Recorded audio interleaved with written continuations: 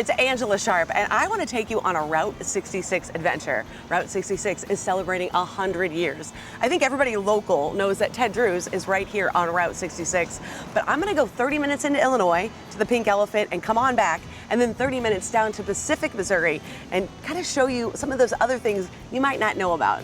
I'm going to get Roamin Rich. He is a Route 66 guru, so he can tell us everything we need to know about the things along the route. I hope you have a lot of fun, and I hope you eventually make your own Route 66 adventure. Let's go.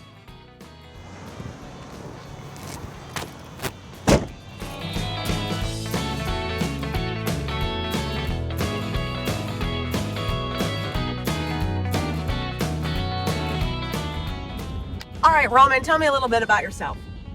This is like car confessions with Angela. Yeah, just need my cup of coffee here. Yeah, Roamin Rich. I have been going by that name since 2010 when I got started painting Route 66 shields all up and down Route 66, little white and black Route 66 stenciled painted shields. I didn't really tell too many people about it, and then word got out that I was doing it, and then a guy graced me with the name Roamin Rich because I was up and down the road, roaming all over the place. Roaming all over the place. That's right. Yep. I love that. Okay, so what made you want to start painting 66 signs all over? So I'm not the first person to ever do that, but so in 2004-ish, I decided to go out and try to find Route 66 because I'd always been very intrigued by, the idea of this highway that runs from Chicago to California. And I came into Kansas from Missouri state line, and it's like an instantaneous change. Like going state to state is like totally different. It's crazy. As soon as you cross the state line, it's like a different paradigm or something. But I'm there and I'm driving real slow down this pavement, and I don't know if I'm on Route 66 for sure because I don't have any maps. Sure. I don't have any guidebooks or anything. I'm just winging it. And I see this little Route 66 shield painted on the pavement, and I'm like, that's it. And I, got goosebumps, and I was just like, wow. And so some years later, I was like, I want to replicate that feeling for everybody. Oh, I love that. I want everyone to feel the same way I did the first time I found one of those Route 66 shields. That is so interesting. And you're right, if you were trying to do this without a map, it's difficult. It is kind of hard. It's very difficult, especially, forget about St. Louis. You even with a guide in St. Louis, it's difficult because there's so many alignments. This road a lot of people are under the impression that Route 66 was paved. No, these are roads that already existed. They were already here. They just were commissioned for the job. For the job to do that. That's right. And obviously everybody is celebrating the centennial this year. But That's people correct. have been taking this trip forever. Decades, yes. So I know you've done it how many times, you think? Oh, from Chicago to Los Angeles, probably 15 times. I mean, that's a lot of time. Yeah.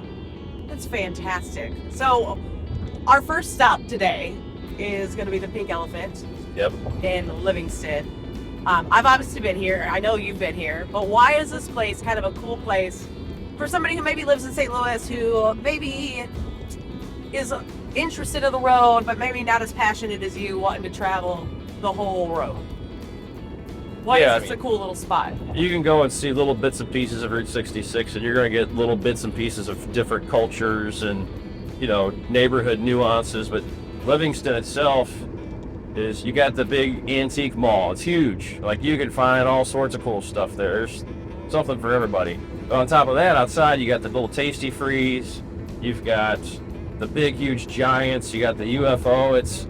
It's pretty well symbolic of what you would think of when it comes to tourist traps.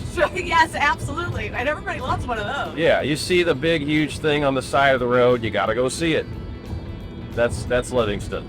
I freaking love it.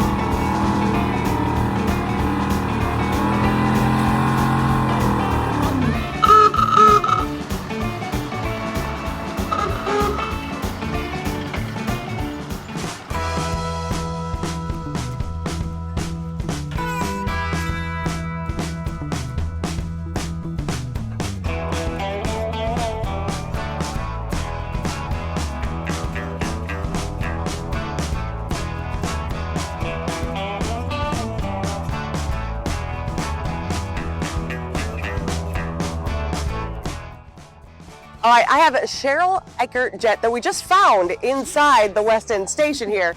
You apparently write a lot of books. That's correct. This is my 8th book. 8th book, and what is your 8th book about here? This is Aprons Away, Women's Work on Route 66. It's a collection of more than 80 stories of women's work roles along the length of Route 66. Okay, I got goosebumps because, you know, whenever you hear about Route 66, we do focus on the men and what they're traveling. So you've got a book based on the woman's work of this. This is correct. Now, the roles that these women played, of course, range from the highly visible roles of women in the travel and tourism industry, basically. So those were your diner waitresses, restaurant operating, souvenir shop owners, etc. And so those were the women that were visible, and those were the ones that became well known. But at that same time, there were women behind the scenes that worked as journalists, architects, mural painters, journalists. Oh my gosh! Yeah. I love it. Thank you so much. I love this. And I love we've got one about the women of Route 66. That's a big deal to me. I think that's awesome.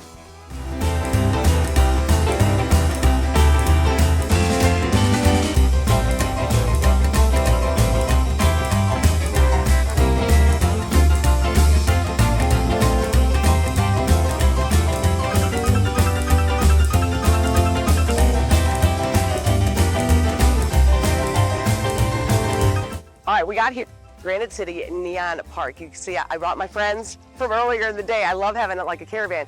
Come around here with me. So do you see this up here? We've got the Reese drugstore neon sign. And then it tells you like where it was. It was 1322 on that avenue. And then it says like where it was. It was right here in Granite City, Madison. And I think this is so cool. So as we keep going around here, so they got a cool mural of some Route 66 stops. The Chain of Rocks Bridge, which we did skip today, but that's because that could be a whole episode on its own. Of course, the Arch, some other factories and trains. But then if you come over here, we're gonna go see what this side is all about. We got is the Washington Theater. So this was at 1330 19th Street. And I think that's really cool. The theater opened in 1910. So I like that like this place is gonna give you a little bit of information on the neon sign. So it's cool, obviously, if we get at dark, to take a photo with everything lit up, but it's also cool to learn where the signs were from. So then we got the Hudson Jewelers sign over yonder here, 1902 State Street, Granite City. It opened in 1940, and that's a cool sign. And then this right here, I'm gonna need Roamin Rich for this. Roamin Rich is missing. So this is like a Chain of Rocks Bridge mini size, right? This is not actually the Chain of Rocks Bridge, but they've set this up. Roman, tell me about this bridge. So this is just a miniature replica of the Chain of Rocks Bridge, and it's also a place where people can do their little padlock thing, that little trendy thing that they do now. It's pretty cool. It's not the real thing, but it's I like it. I wish I had one in my yard. It's pretty neat. And I'm gonna walk you over here because this right here is a friend.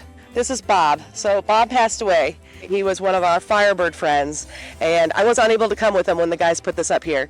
That's my buddy Bob. So I think that's really cool. And obviously you could do it to honor somebody, or I'm sure people have done it to like show their love, which is really neat. So we're gonna keep walking over here because we got more stuff to see. We got more stuff. We have the giant coffee pot. In the 1900s, Granite City did some manufacturing of coffee pots. So there's a giant coffee pot.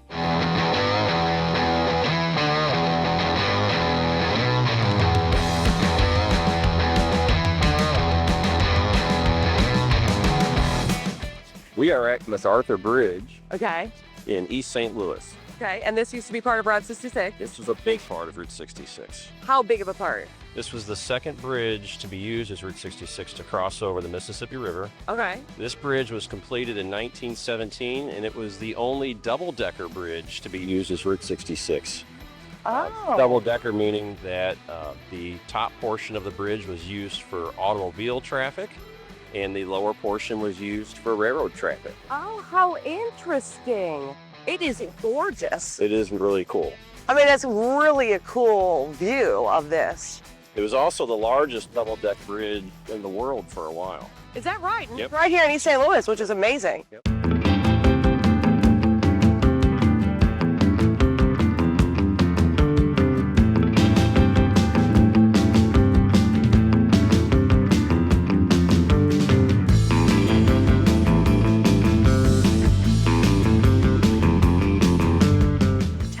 about the location we're in right now. So you're in Pacific, Missouri, and at the Red Cedar Inn, and this location was actually built because Route 66 was going to be going through this town. And so they made the bold decision to build it right here, and it became a restaurant right away. It was a Smith Brothers Tavern, and in 1940 it moved to the Red Cedar Inn because when Catherine Brinkman married Mr. Smith, she didn't feel like the word tavern was friendly for women and children. So she moved it to the word inn, and they all agreed.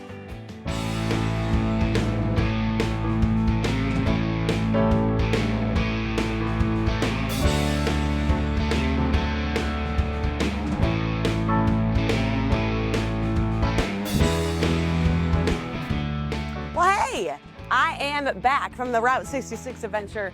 We had a ton of fun. Now, obviously, you could do this adventure any way you want. You could go to some of those places that you already know about that we did not cover, like Ted Drew's, the Donut Drive-In, Crestwood Bowl, Carl's Drive-In.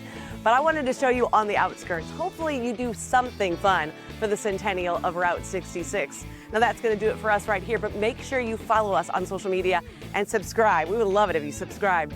You can always watch us on the go as well at STL TV Now. That's going to do it for me, but keep it right here on STL TV and experience St. Louis. I'll see you next time.